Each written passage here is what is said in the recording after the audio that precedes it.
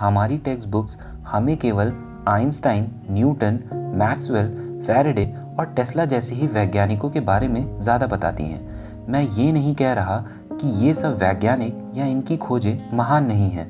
मैं बस इस बात पर आप सबका ध्यान लाना चाहता हूँ कि हमारे देश के वैज्ञानिकों ने भी ऐसी खोजें की हैं जिसने न केवल विज्ञान को समझने के हमारे ढंग को बदल कर रख दिया, बल्कि उनकी एक खोज की वजह से आने वाले कई वैज्ञानिकों को अपनी खोज करने में मदद मिली। तो आज हम जिस एस्ट्रोफिजिसिस्ट की बात करने जा रहे हैं उनका नाम है सुब्रमण्यम चंद्रशेखर। चंद्रशेखर की एक डिस्कवरी ने हमारे स्टार्स को समझने और देखने के नज़रिए को पूरी तरीके से बदल दिया और उनको अपनी इस खोज के लिए 1983 का नोबेल प्राइज़ इन फिजिक्स भी मिला। तो चलिए देखते हैं कि कैसे एक भारतीय वैज्ञानिक ने सब कुछ बदल कर रख दिया। तो शुरू करते हैं आज का वीडियो।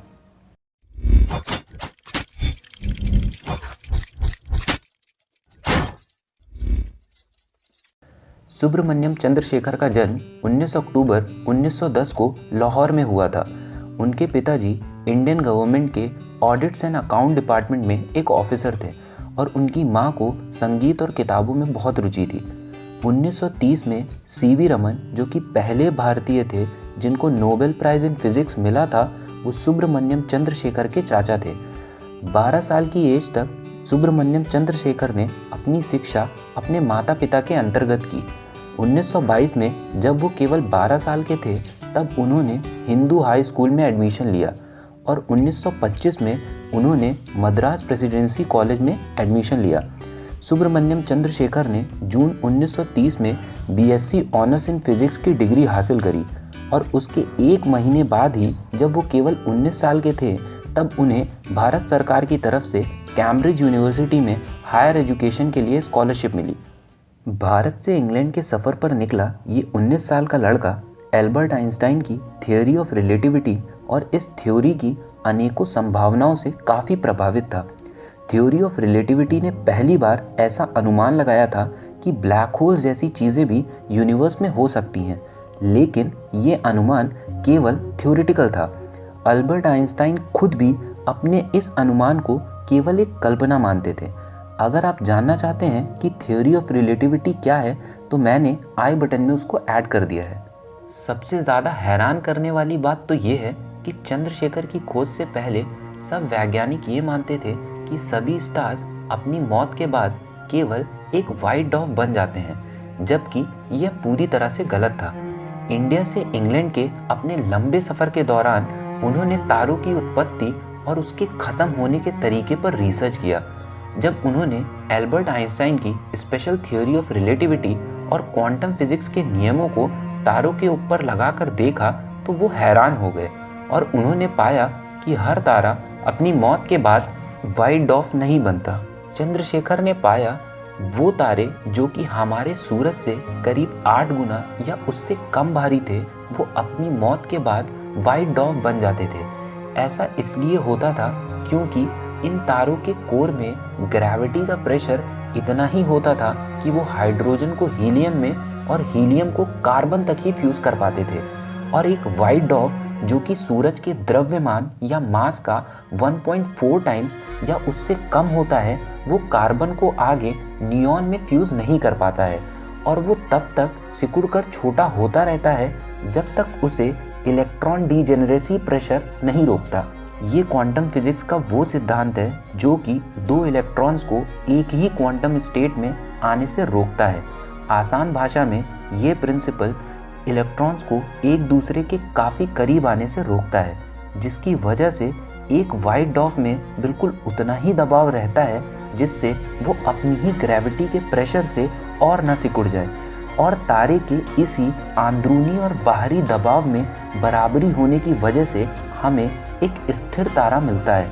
सुब्रमण्यम चंद्रशेखर ने पाया कि अगर किसी तारे के कोर का मास हमारे सूरज से 1.4 गुना से ज़्यादा हो तब वो वाइट डॉर्फ नहीं बनता, बल्कि तब उस तारे के कोर में कार्बन भी फ्यूज होकर नियॉन गैस में कन्वर्ट होने लगती है, जिसके कारण उस तारे का कोर और छोटा हो जाता है।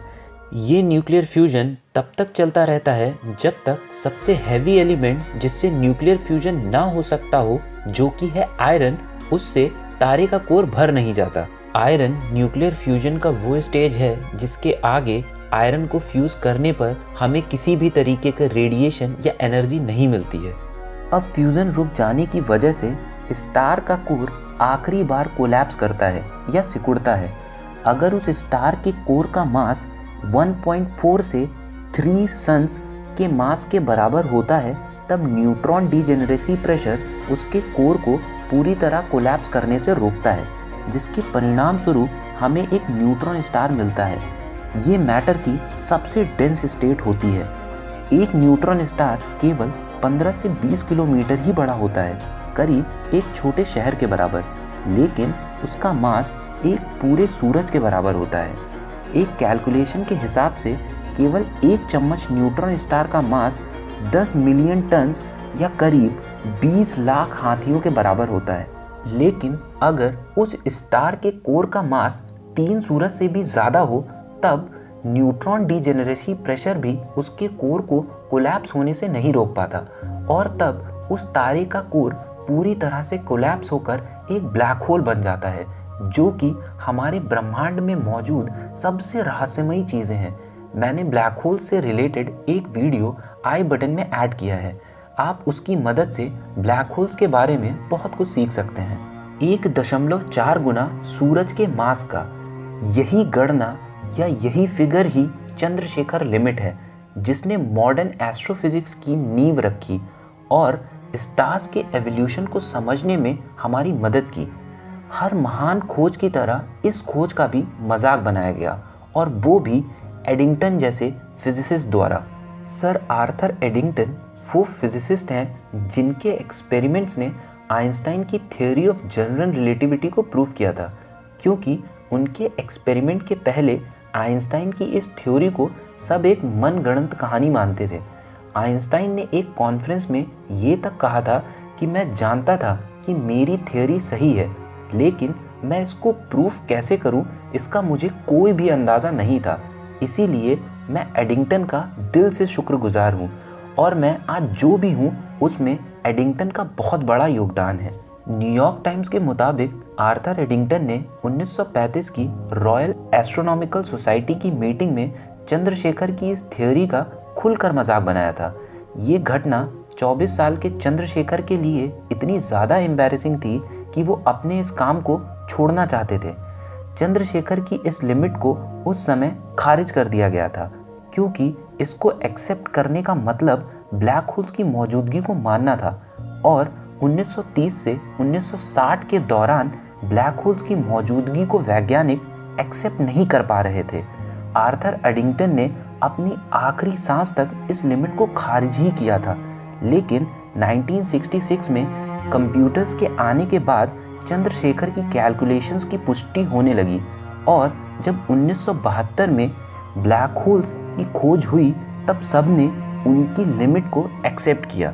चंद्रशेखर लिमिट की खोज के करीब 53 साल बाद उन्हें नोबेल प्राइज मिला, और आज जो आप सोशल मीडिया पर स्पेस की, सुपरनोवास की, नेबुलास की फ़ोटो देखते हैं, वो नासा की चंद्रा एक्सरे ऑब्जर्वेटरी द्वारा खींची जाती हैं। सुब्रमण्यम चंद्रशेखर के सम्मान में नासा ने इस ऑब्जर्वेटरी का नाम उनके नाम पर ही रख दिया, जो कि हर भारतीय के लिए बहुत ही गर्व की बात है। आशा करता हूँ आज आपने उस भारतीय के बारे में जाना जिसने हमारे देश का नाम पूरी दुनिया में रोशन किया। अगर आपको ये वीडियो अच्छा लगा हो तो वीडियो को लाइक और शेयर ज़रूर करें, और ऐसी इन्फॉर्मेटिव वीडियोस के लिए चैनल को सब्सक्राइब करना बिल्कुल ना भूलें। Thank you.